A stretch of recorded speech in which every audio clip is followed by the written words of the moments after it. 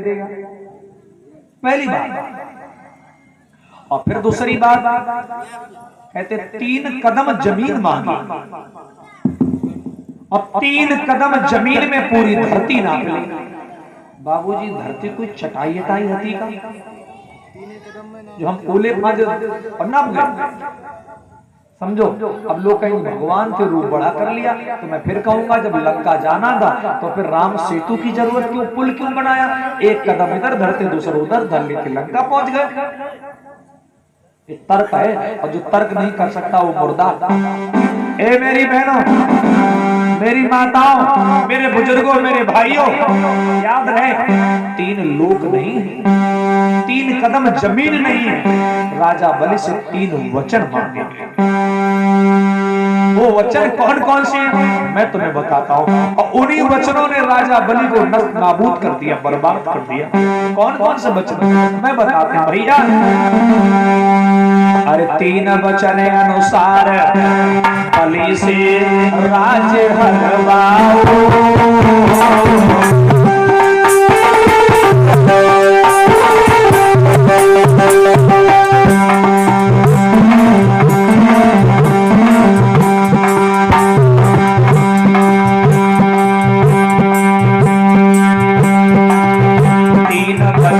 अनुसार बलि से राज्य हरवाओ।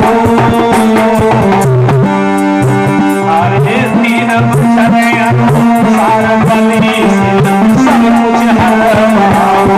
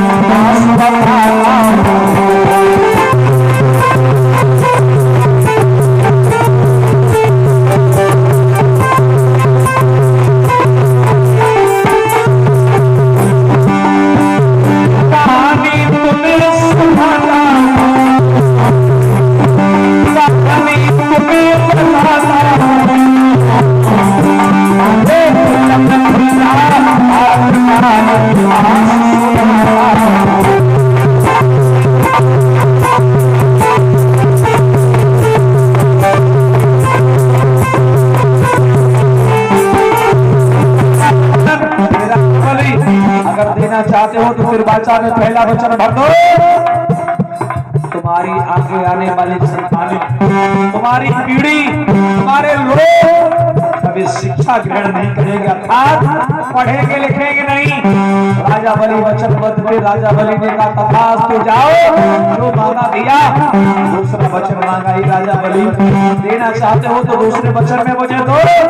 तुम्हारी आगे आने वाले लोग, तुम्हारी कौमें, तुम्हारी संतानें ये कभी राजा नहीं बनेंगी, ये कभी हथियार नहीं रखेगी।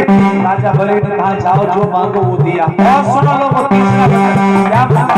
ये भैया तीसरे वचन अनुसार धन्य हरवाओ। बोलो भालो राजा समझ नहीं पाओ।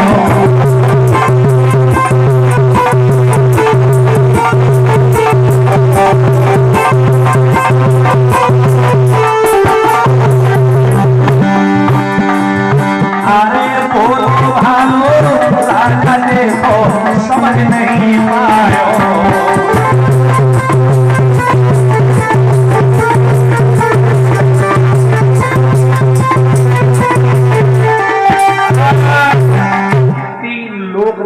साथ 3 वचन थे। पहला वचन मांगा, ये राजा बलि मुझे वचन दो, तुम्हारी आगे आने वाली संतानें, तुम्हारे आगे आने वाले लोग, तुम्हारी पीढ़ी कभी शिक्षा नहीं ग्रहण करेगी। ज्योतिबा राव फूले जी का कोटेशन है, बाबूजी शिक्षा बिना मत गई, मत बिना नीति गई, नीति बिना गति गई, गति बिना वित्त गया, और वित्त बिना तो शोध हुआ।